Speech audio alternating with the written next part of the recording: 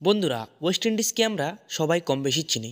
চলুন আজকের এই ভিডিওটিতে ওয়েস্ট ইন্ডিজ সম্পর্কে কিছু অজানা তথ্য ও তার রহস্য জানার চেষ্টা করি। তাই ভিডিওটি স্কিপ না করে পুরো দেখার চেষ্টা করবেন। ওয়েস্ট ইন্ডিজ হলো আটলান্টিক মহাসাগরের দ্বীপ এবং অঞ্চলগুলির একটি আনুষ্ঠানিক গোষ্ঠী।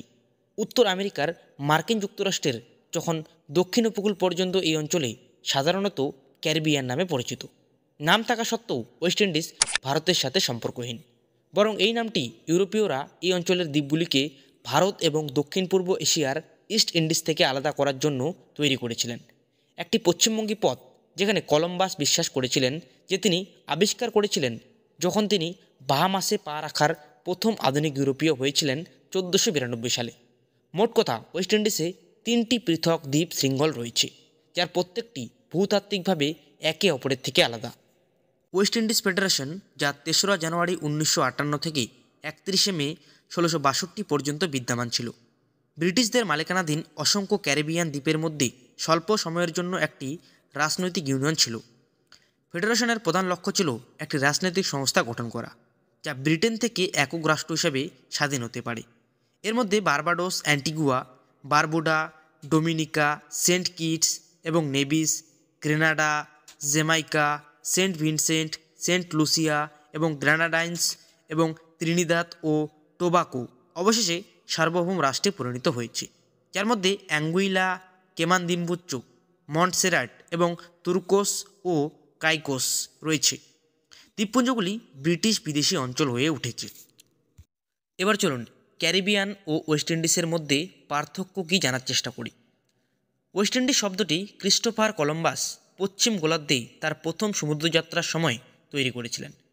1492 সালে তিনি সান সালভাদ্রেই বাহামাসে আসেন এবং হিম্পানিউলা পুয়ার্তে, কিউবা এবং সেন্ট ক্রুয়েসে পরিদর্শন করেন। তিনি ভেবেছিলেন তিনি ইস্ট ইন্ডিজে পৌঁছে যাবেন, যে দ্বীপগুলি এখন ইন্দোনেশিয়া এবং মালয়েশিয়া নামে পরিচিত। যে দ্বীপে তিনি অবতরণ করেছিলেন সেগুলিকে ওয়েস্ট ইন্ডিজ বলে ডাকা হয় এবং ক্যারিবিয়ান কালিনাগো বা ক্যারিব আদিবাসীদের নামে নামকরণ করা হয়েছে। এই অঞ্চলে অন্য নাম, তবে ক্যারিবিয়ান সাগরের সমস্ত দেশকে ওয়েস্ট ইন্ডিজের অংশ হিসেবে বিবেচনা করা হয় না। লুকায়ান দ্বীপপুঞ্জ এবং ক্যারিবিয়ান দ্বীপপুঞ্জ বৃহত্তর এবং কম অ্যান্টিলিস নিয়ে গঠিত। ঐতিহ্যগতভাবে ওয়েস্ট ইন্ডিজের অংশ হিসেবে বিবেচিত হয়। ক্যারিবিয়ান বলতে সমগ্র ক্যারিবিয়ান সাগর এবং এর পার্শ্ববর্তী উপকূলকে বোঝায়। চলুন এবার জানি ব্রিটিশরা কবে ওয়েস্ট ইন্ডিজে বসতি স্থাপন করে। 1623 সালে সেন্ট কিটসে তাদের উপনিবেশের মাধ্যমে ওয়েস্ট ইন্ডিজে ব্রিটিশ বন্দোবস্ত শুরু হয়। পরে তারা স্প্যানিশ এবং ফরাসিদের সাথে একাধিক যুদ্ধ ও চুক্তির মাধ্যমে বার্বাডোস, জ্যামাইকা, অ্যান্টিগুয়া, মন্টসেরাট এবং অন্যান্যদের অধিগ্রহণ করে। প্রথমে ওয়েস্ট ইন্ডিজে গ্রেট ব্রিটেন উপনিবেশ শুরু হয় 1613 সালে, যখন তারা সেন্ট কিটসের কিছু অংশ দখল করে। 16 থেকে 20 শতক পর্যন্ত গ্রেট ব্রিটেন বিভিন্ন দ্বীপে উপনিবেশ স্থাপন করে। পশ্চিম আফ্রিকানদের গোলামি করে ওয়েস্ট ইন্ডিজ জুড়ে বৃক্ষরোপণ অর্থনীতিতে কাজ করায়। গ্রেট ব্রিটেন ত্রিভুজাকার বাণিজ্য থেকে প্রচুর সম্পদ সঞ্চয় করেছিলেন, যা শিল্প বিপ্লবের জন্য ব্যবহৃত হয়েছিল।